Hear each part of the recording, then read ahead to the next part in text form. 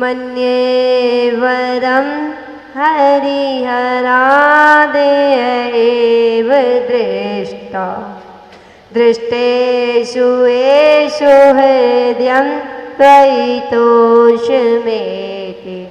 किं वीक्षितेन भवता भुवि येन नान्यः कश्चिन्मनो हरति नाथ भवान्तरेऽपि।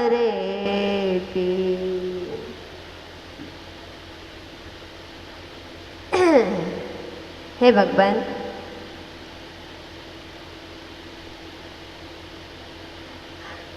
कश्चिन मनोहरन्ति नाथ नाथ।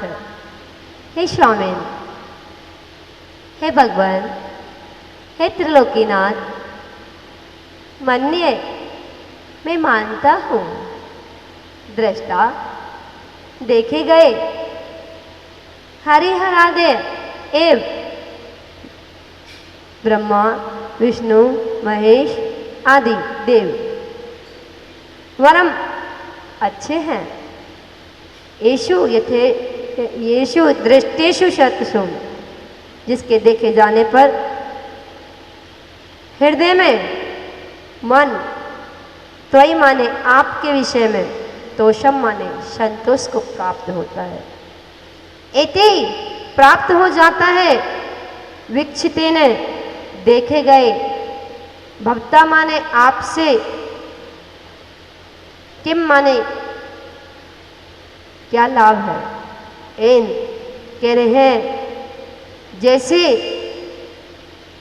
पृथ्वी पर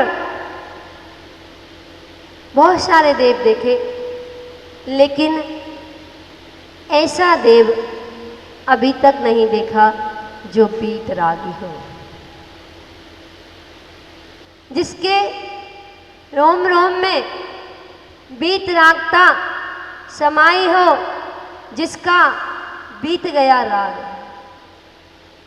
मैं इस बात को अच्छा मानता हूं कि अन्य देवों को मैंने पहले ही देख लिया। अगर पहले मैं आपको देखता तो मुझे आपकी महिमा नहीं आती, इसलिए अच्छा है कि सब जगह के स्थान मैंने पहले ही देख लिए, बाद में आपके वीतराग रूप को देखा तो उससे चित्त परम संतोष मिला। उस जैसे ही वीतरागता को देखा तो मन में अति प्रसन्नता हुई।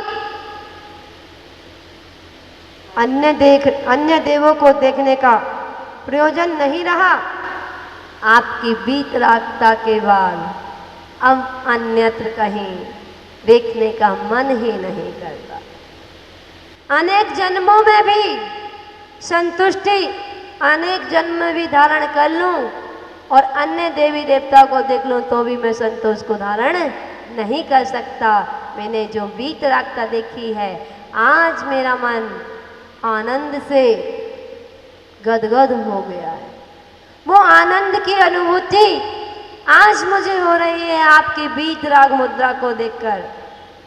हे भगवान, 84 लाख योनियां भटक चुका, लेकिन आप जैसा अभी वीतरागी देव नहीं देखा।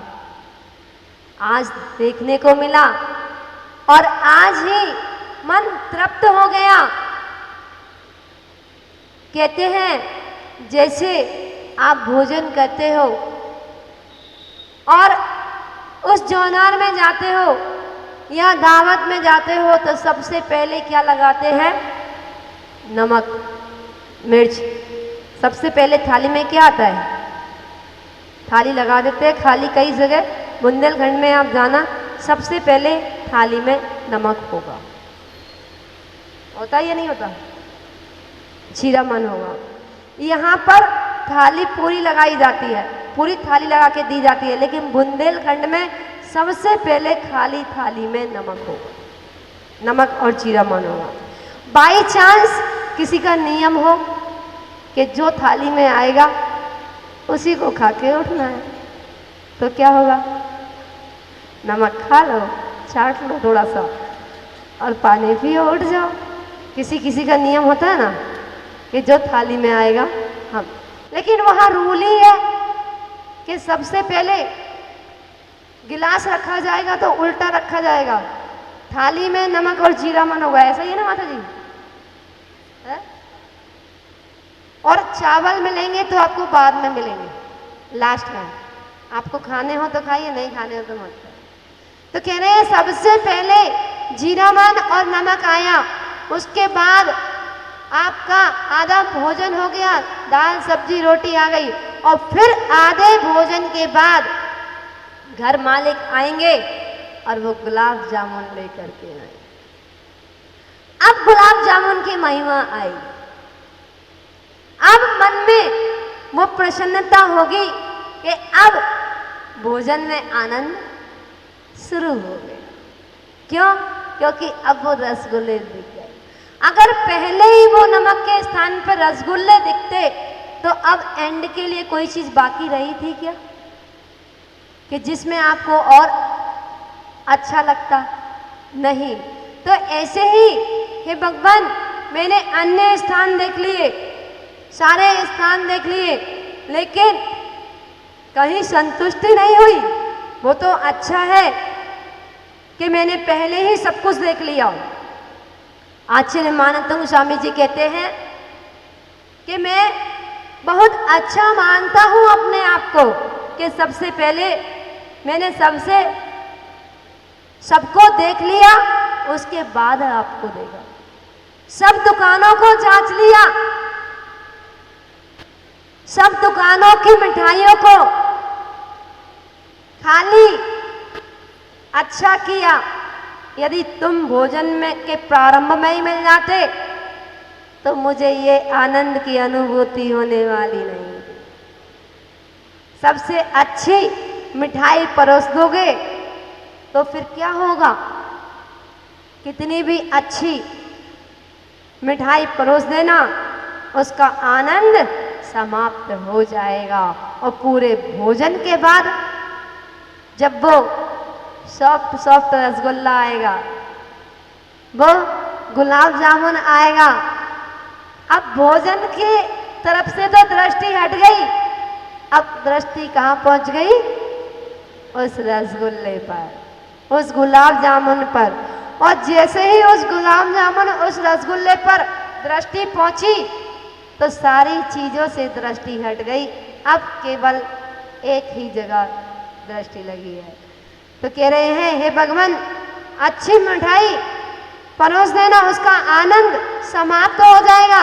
अच्छा है कि मुझे आप नहीं मिले पहले, मैं सब जगह भटक लिया, लेकिन अब एंड में इस आप जो आपकी वीतरागता मुझे दिखाई दी, अब मेरा मन कहीं भी संतोष को प्राप्त नहीं होता है भगवान। एक बार क्या हुआ, एक राजा एक संत के पास गए और संत से राजा ने कहा, मैं आपको अपना गुरु बनाना चाहता हूं। राजा ने संत से कहा, मैं आपको अपना गुरु बनाना चाहता हूं, आपके पास कितनी जगह है, आपके पास जमीन कितनी है? तो संत ने कहा 1 एकड़, दूसरे के पास 2 एकड़, तीसरे के पास 5 एकड़, चौथे के पास 10 एकड़। कह लगे आप आओ और पूरा बगीचा का बगीचा खाली पड़ा है, आपको जहां जैसे रहना है वैसे रहिए। तो इतने में देखते हैं एक नगन मुद्रा धारी संत दिखाई देते हैं,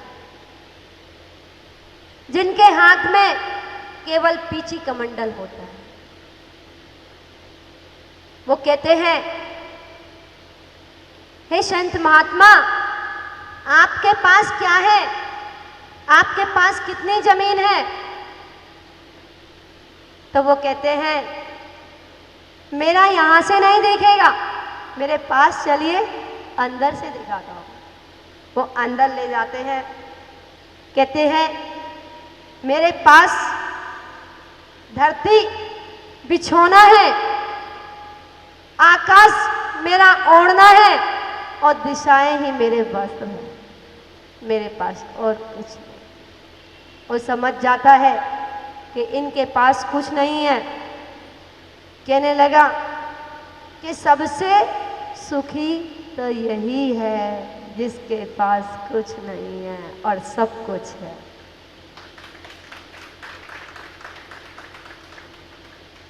जो त्याग के बाद संग्रह करे, त्याग देने के बाद संग्रह करे, वो वमन करने के पुनः चाटने के समान होता है। वो वमन कर दिया और वापस से ले लिया।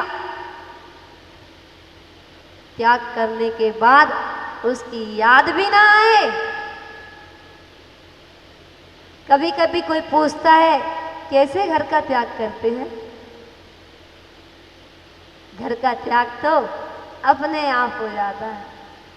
जब प्रभु से लगाव हो जाता है, उनके भीतरा गुणों से लगाव हो जाता है, उनकी भीतरा की महिमा आती है, तब लगता है कि हे भगवान, संसार में कोई नहीं है, बस एक वीतरागता ही माध्यम है और कुछ नहीं है संसार में। जैसी जैसी महिमा आती है उस वीतरागता के प्रति, वैसा वैसा जिस तरह से गंगा नदी हिमालय पर्वत की श्रेणी से निकलती है, वैसे ही सुख शांति गंगा नदी दिगंबर साधुओं के अंदर से निकलती है। इसलिए नगन दिगंबर साधु को ही मैं अपना गुरु बनाऊंगा, अन्य इधर उधर कहीं नहीं जाऊंगा। भगवान अच्छा है, आज मैंने वो वीतरागता को देख लिया है, उस वीतरागता को पहचान लिया है जिसको मैंने अभी तक नहीं जाना था।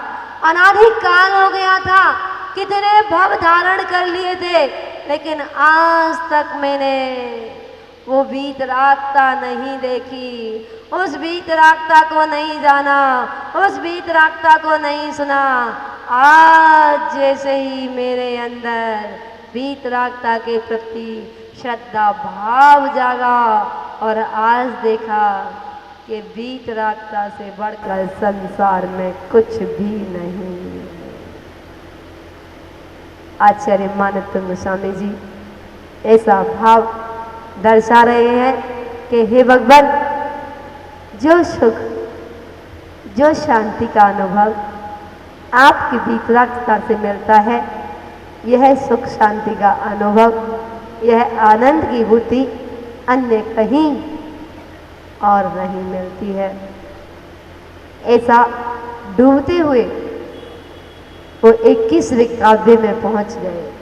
21वें काव्य की रचना हो रही है और जैसे जैसे काव्यों की रचना होती जा रही है, वैसे ही वैसे वे अंदर और गहराई में और गहराई में और गहराई में उतरते जा रहे हैं। और जितना जितना उतरते चले जाते हैं, उतने उतने बाहर के ताले टूटते चले जाते हैं। बोलिए पंच परमेष्ठी भगवान की। वक्त्रं कहते सुर नरोरग नेत्रहारी, निःशेष निर्जित जगत् त्रययोपमानम्, बिम्बं कलङ्कमलिनं कनसाकरस्य, यद्वासरे भवति पाण्डुपलाशकल्पम्। हे भगवान, हे त्रिलोकीनाथ, सुरदेव, सुर नर, देव और मनुष्य, उरग नेत्रहारी, धरणेंद्रों के नेत्रों को हरण करने वाले एवं निःशेष संपूर्ण रूप से निर्जित जीत लिया है जिन्होंने।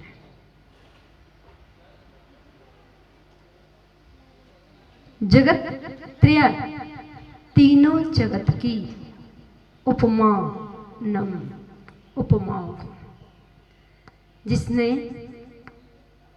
मनुष्य, देव, धनेन्द्रों के मन को हरण कर लिया है, संपूर्ण उपमाओं को जीत लिया है, जिसने ऐसे ते वक्त्रम आपका मुख, हे भगवान आपका मुख कैसा है, जिन्होंने मनुष्य के, देव के, धनेन्द्रों के मन को हरण कर लिया है, ऐसा आपका मुखमंडल, ऐसा आपका मुखमंडल है।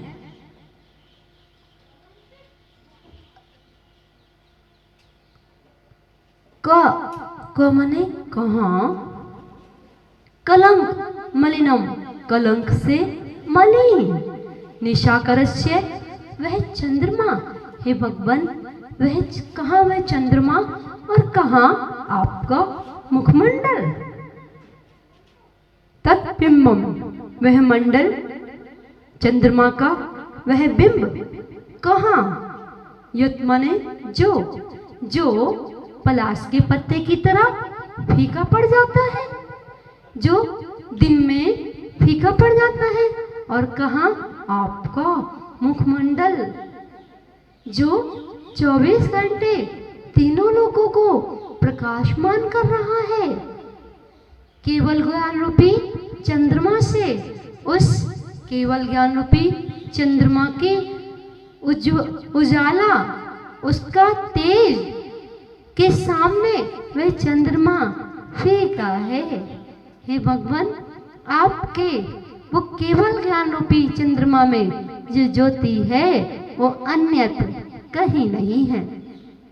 हे जिनेंद्र, तीनों जगत के सुर, नर, धनेन्द्र आदि के नेत्रों को मोहने वाले आपके सुंदर, अनुपम, निष्कलंक, कांतिवान मुख की तुलना चंद्रमा से करना उपयुक्त नहीं है। अर्थात आपके मुख को चंद्रमा की उपमा दी जाए, क्योंकि चंद्रमा में कलंक है, तो ये ठीक नहीं है। आपकी उपमा चंद्रमा से नहीं कर सकते हैं, वह तो केवल रात्रि में ही शोभायमान होता है, दिन में तो ढाक के पत्ते की तरह पीला पड़ जाता है। और जबकि आपका मुखमंडल सदा अर्थात दिन में भी और रात में भी वह उजाला हमेशा रहता है, और आपका केवल ज्ञान रूपी चंद्रमा कैसा है, तीनों लोकों में प्रकाशित करने वाला, शय को भी प्रकाशित करता है और पर को भी प्रकाशित करता है।